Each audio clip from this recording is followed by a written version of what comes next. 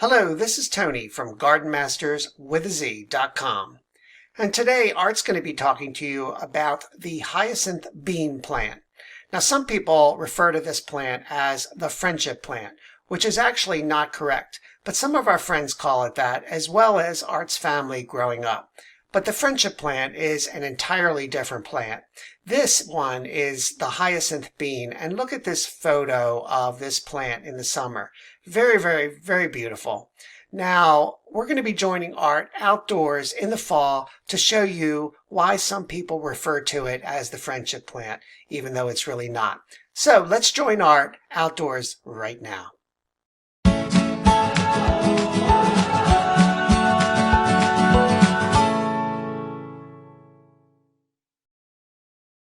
Before we get started, don't forget to subscribe by clicking the subscribe button and then the bell notification to get notified when we put out new videos. So this is a new plant we tried this year. We're kind of shady. We get probably 5 hours of sun. A lot of our friends I think have that's this. being generous. A lot of our friends have this plant. They've always called it, well, I'll start by telling the plant is called hyacinth bean. Hyacinth bean, B-E-A-N.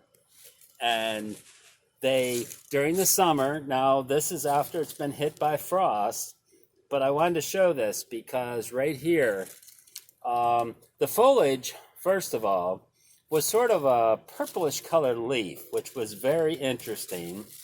And the flower is a pinkish purple. And believe it or not, there's some spent flowers right here. But after the flower blooms, you have these seed pods. They look like beans or peas. So inside of these pods are the seeds right there. Now, That's cool. A lot of our friends, they call it the friendship plant because you want to share these little beans inside, which are seeds, and get them growing at their house. And they'll think of their friends every time that vine grows up and flowers. So anyways, this plant we tried this year. We put it on a trellis because we really didn't want it to grow up, get tangled in the Boston ferns above the hot tub. We didn't want it growing up the side of the house. So we left it here. It grew to its height, which it would have kept growing, but it was kind of limited this area. I was perfectly fine with that. So try the hyacinth bean. And I think you're going to love it. And before winter, go out and harvest all your pods.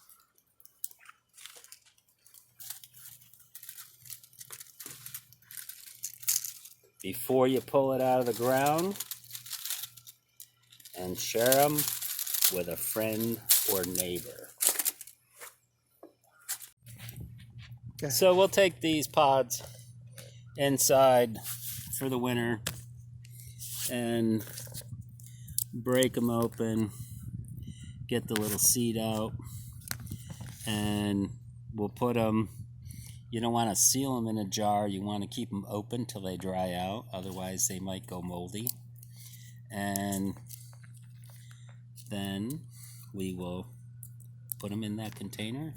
That container, I mean a little baggie or Well, little pot? I would say a little pot or a little bowl or something where you can set it aside where it's not going to get in the way.